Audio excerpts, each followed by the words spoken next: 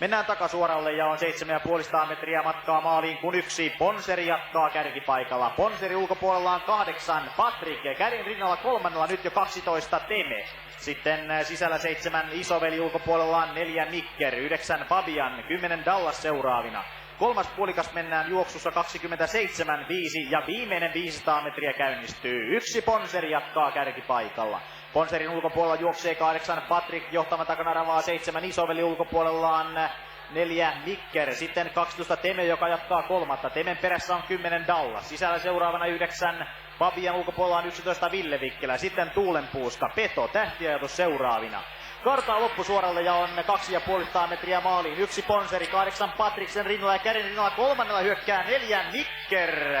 Loppusuoralla on 200 metriä maaliin. 1 Ponseri johtaa, sen takana on 7 Isoveli ja keskellä rataa hyvin 4 Mikker.